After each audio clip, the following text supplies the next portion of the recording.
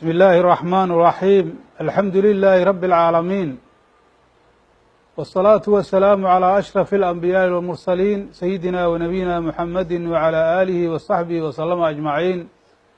قال الله تعالى في كتابه العزيز: يا أيها الناس إنا خلقناكم من ذكر وأنثى وجعلناكم شعوبا وقبائل لتعارفوا إن أكرمكم عند الله أتقاكم إن الله عليم خبير. صدق الله العظيم. walaalayaal dadka muslimiinta oo Soomaaliyeed oo caalamka ku nool meel kastoo joogaan, waxaan idinku salaamayaa salaamta islaamka. assalaamu calaykum waraxmatullaahi wabarakaatuh. wa bacda salaam, waxaa weeye adduunyadan mar walba waxaa yimaada waxyaaba xawaadisaha yimaada, arrimo badan oo dalkan Soomaaliya horena waa uga dhici jireen, laakiin waxyaabo badan oo ziyaadaad ah ay jiraan, taasoo loo aaneynaayo in dadkii wax taxakuma aysan lahaynin oo maaragtay wixii shareecada islaamka aan maaragtay la keenayn cid kasta oo dembi gasha. haddii dadka la jaasi lahay dembigu waa yaraa lahay. ilaahay subxaanahu wa tacaala waa tou dhahay: walakum fi lqisaasi xayaatun yaa ulil albaabi lacalakum tattaquun. dadka muslimiinta ahow, qisaaska in qofkii wax dila loo dilo, oo qofkii daraf gooye loo gooyo, oo qof walba wixii ou gala lagu jaasiyo, nolol ayaa idinkugu sugan ou dhahay ilaahay. laakiin yaa alla subxaanahu wa tacaala warkaasuu yidhi yaa ulil albaabi ou dhah ilaahay, dadka caqliga lahow. marka dadku hadday shareecada ay ka baxaan ama ay ku dhaqankeeda ay ka tagaan, waxay noqonayaan xayawaankaoo kale ayay noqonayaan. gaaladaba markii ilaahay uu tilmaamayay in hum ilaa kal ancaami ou dhahay ilaahay, bal hum adallu sabiila. dadka ilaahay jahannam u abuuray sifaadka ay leeyihiin alla markuu sheegay, waxay la mid yihiin ou dhahay alla subxaanahu wa tacaala xayawaanka la dhaqdoo kaleentood. waa xagga caqliga iyo fahamkay kala mid yihiin, bal ayagaa kasii baadiyeysan ayuu dhahay. maxaa yeele xayawaanku ilaahay subxaanahu wa tacaala maqaam iyo xuduud alla ugu talagalay ayuu ku taagan yahay. laakiin bani aadamka waxaa loo sameeyey inuu ka duwanaado intaas, oo caqli baa la siiyey, wax badan baa la siiyey, wax badan baa ilaahay ku fadilay.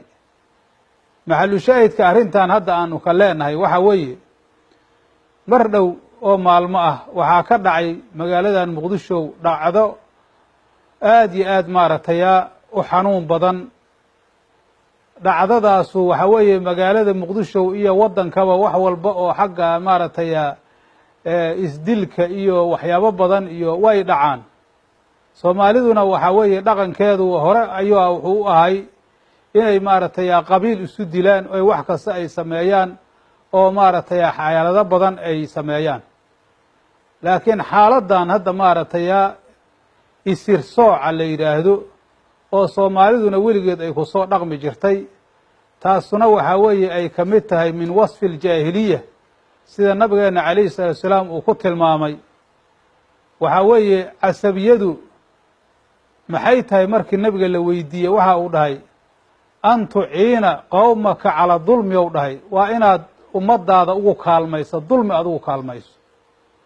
dadku hadday dulmi ay galaan oy daalimiin ay noqdaan, waxaa loo baahan yahay inaan dulmigaas loogu kaalmayn, in laga hor tago ayaa loo baahan yahay.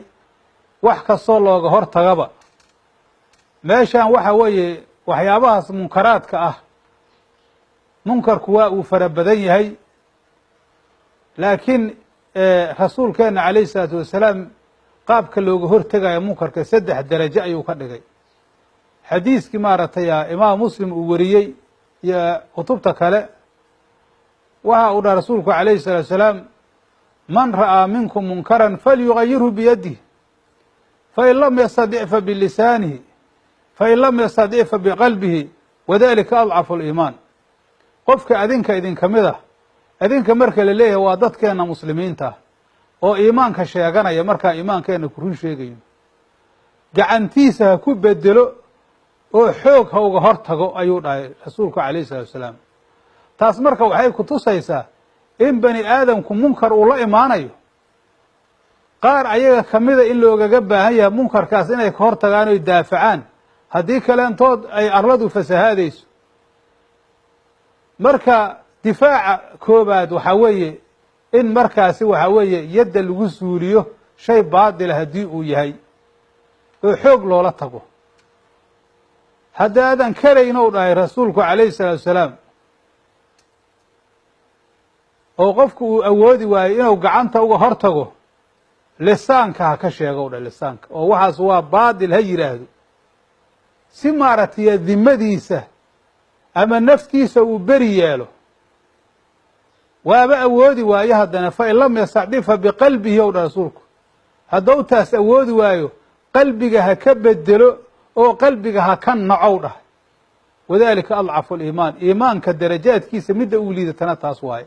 macnaha waxaa laga wadaa riwaayad kale siday ahaaday, laysa waraa'a dalika min aliimaani misqaalu xabati khardalin ou dhah rasuulku calayhi salatu wasalaam. haddii waxaa weeye saddexdaas derajo la waayo, wax iimaanahoo ka dambeeya geedka khardalka oo sisinta kasii yar oo maaragtay dhulka baadiyaha ka baxa, iimaan intaasa qofkaasu ma lahow dhah.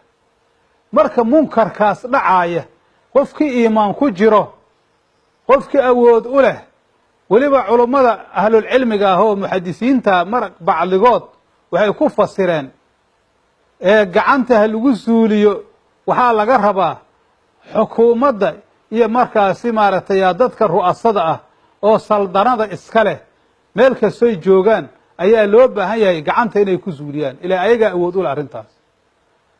fa bilisaanihidana waxaa weeye waa culummaday yidhaahdeen, maxaa yeeley culummadu shaygii baadilkaahi ayagaa garanaya, waa inay ummadda u sheegaan. fa biqalbihi mid ahna waa dadka caamada, waa dadka caamada isagana wax kale haddoo waayo shaygaas waa inuu qalbiga ka nacaa. intaas haddiina la ka waayo wax iimaan hoo jira ma jirto. hadday ay dhacdo in dad annaga naga mida waxyaabahaas ay ku farxaan ama ay la raayaan, ilaahay waa ka warqabyaa qofkaasu iimaanka bannaanka uu ka yaalaa. iimaanka qofkii bannaanka ka tagana fa huwa min ahli naari weye, naarta ahalkeeduu ka mid yahay. soomaalidu marka ho ogaato munkarka inuu nin laga tago amar waajib ahoo farlucayna inay tahay, oo maaragtay ilaahay rasuulkiisa ka yimid inay tahay. dadkan bani aadamkaa ilaahay waa uu ka warramay. ilaahay yaa ayuha nnaasu, dad yahabow ayuu dha ilaahay, innaa khalaqnaakum min dakarin wa unsaa, waxaanu idinka abuurnay mid lab iyo mid dig, waa xawa iyo aadam. bani aadamku meel kale kama imaanin, ama ha caddaado ama ha madoobaado ama dad waxa ku sheegaano ama ha iska dhaafaano. xawaye aadam ayaa lagu abtirsanayaa. wajacalnaakum shucuuban wa qabaa'ila, ilaahay dadki waa badiyey. xawa iyo aadam daday sii dhaleen, daday sii dhaleen, caalamku waa soo tarmayay intaas. shucuub ayaan idinka yeelnow dha ilaahay iyo qabaa'il. shacabku waxaa weeye aclaa dabaqaati nasabaa la yidhahda. nasabkuna soomaalidu nasab waxay u yaqaaniin wax iyagu samaysteen. nasabku abtirsiimada weeye. qofka hebel la leeyahay, qofkaasu nasab waaye. laakiin dad waxaad arkaysaa dhahaya qolada noocaasa, dad intaas abtirsiimaa iskala, kuwaasu nasab maahan dhahaya. waa dad aan carabiyadana aan kasayn, diintana waxba aanan ka kasayn, ee jahli ku nool, hadhowna ku naargelaya. marka wa qabaa'ila, qabaaishu iyaduna markaasi nasabka waxay ku xigtaa caalamka dadka joogo dhan shucuub waaye. qabaa'ishuna markaasi waxa weeye waa markaa dadka intay usii qaybsamaan, xataa axaadiisa afkhaad jilib ilaa laga tago. laakiin maxaa laydinkaga abuuray? ma hiya alxikma? litacaarafuu ayuu dha ilaahay, inaad is aqoonsatiin. liyacrifa bacdukum bacdan, barkiin barka kale inuu aqoonsado. ninkaanu ninka qaraabadiisa si oo uga guta xuquuqdii qaraabada. waalidka maaragtay haddii laga soo tago xawaashiyaad leedahay, qaraabada adeer baad abtiyaad leedahay, eedaad leedahay, habaryaraad leedahay, wax kastaad leedahay. tacaaruf weeye markaas. tacaarufkuna waxaa loo baahan yahay in dadka xuquuqdii ay kugu lahay aad ka gudato, oo de silaturaximkii waajibka yahay. laa litafaakharuu biculuwi nasabi, tafaasiirta sidaas laftirkeeda ugu taal. waxba hadda aniga adalkaygaa ma aha. ma ahanow ilaahay leeyahy subxaanahu watacaala inaa isugu faantaan nasab sarreeya, anaa kaa nasab sarreeya, anaa kaa laandheersan, anaa kaa fulaansanta dhaqan soomaaliga ah. wax aad iyo aad u liita waaye. waa dad caqli sakhiifa oo liita ka yimid weeye. arrintaasoo gaarsiisay ummaddii inay maanta dunuubta midda ugu waaweyn oo kabaa'irta inay gasho gaarsiisay. markaasuu dha ilaahay ina akramakum cinda allahi atqaakum, war yaa idinkugu fiican, yaa idinkugu sharaf badan. qofaan ilaahay sharaf u yeelina sharaf yeelo maayo. waxaa idinkugu sharaf badan qofka ilaahay agtiisa qofka idinkugu taqwo badan, qofka rabbi ka cabsada. taqwada ilaahay ayaa maaragtay lagu kala sharaf badan yahay. wax kaloo ilaahay sheega meeshaan ma jirto. ilaahay waxaad ugu dhowaato amaad ku sharaf badnaato waa ilaahay cabsidiisa iyo daacadiisa. wax kaloo aad wax ku tahay ma leh. haddaa ibliis ku qaado oo shaydaan wax kuu akriyo oo intaas dadkii alla kala calaameeyey oo dadkii aabba'deenii hore ay maaragtay wax ku soo dheeleen, dadka maanta jooga inay diintina bartaan, ilbaxnimada iyo wixii la sheegaya xaggay ka aadeen. dadaa weli maaragtay badownimadii iyo axraabinimadii ku jira. waxaas waxaa ku adkaya shaydaanka waayo. dacdadii ka dhacda hadda magaalada muqdisho oo ninka miskiinka ah oo berii'a ah ina lagu dilay haddana dab lagu gubay. axmed dawla ninka wiilka la yidhaahdo oo la gubay waa ka xuna horta. waxaan ka hadlaynaa maxalu shaahidkeenu kaas wey, laakiin si caamana waa u sheegaynaa. waxaas ka dambeeyaahu waa araadilu naas, akhasu naas, bani aadamka kuwa uu liito waayo. waana in laga jaasiyaa ciddii raaci ilaahay uu ka dhigay mas-uula ka saara. waa in laga jaasiyaa oo laga daba tagaa. kuwa caqiidadaas qabana waa in laga qabtaa, muslimiinta laga qabtaa. dadku waa inay ayaga takooraan intay dadka takoori lahaayeen. waa in ayaga la iska fogeeya ila ayagaa takooran. qofkii ilaahay takoora kaasaa takooran. ilaahay agtiisa daadan waxba ku ahayn waxaa tahay ma jirto. marka waxa weeye nasabka la duraayane haddaad banaysata gaad waa ku gaaloobaysaa. xadiis saxiixa nabigeena calayhi salatu salaam waxa uu dhahay rasuulkeena calayhi salatu salaam sintaani humaa bihim fi nnaasi kufrun, laba dadka gaalnimo ayaa ugu sugan. addacnu fi lansaabi wanniyaaxatu cala almeyit, nasabka oo la duro iyo meyidka oo lagu qaylisho oo niyaaxadii la sameeya jaahiliyada. marka hadda labadan arrimood wax jaahiliyadii ka yimid waaye. dadka banaystay oo caado ka dhigtay ee dhaqanka ka dhigtane waxay u eg tahay inay ku gaaloobaan oo ilaahay agtiisa iyagoo kufaar ay tagaan. intii goor ay tahay ha ka tawba keenaano. waxaana uga tacsiyeynaynaa qaraabadaas ahlu khayrka ah oo intaasoo dunuuba loo geystay. qofkaas dhintay shahiid waaye, laakiin qofkii ka dambeeyo dembigaas amba abaabulay amba raalli ka ah, xataa midka raalli ka ah yaanba dadka ogaanin. waxa uu ka baxay maaragtay xayndaabka iimaanka uu ka baxay kaas isaguna meel kastoo joogaba. marka cid raalli ka ah ma jirto. qabiil loo nisbay maayo, cid loo nisbayhaa ma jirto. waxa weeye qabiilna cid xakunta ah ma jirto. dadku waxa weeye qof walba walaa taziru waasiratun wisra ukhra o dha ilaahi. naf dimbowda naf kale dembigeeda ma saarsanayso. dadka waxa weeye xukuumadaa ka dhexaysa. wiilkaaga haddou 15 jir noqdo waxa weeye waxaa idinka dhexeeya xukuumadda ayaa ka jaasaysay ee adaa dhalay dembigow gala laguguma qabsan kara adiga.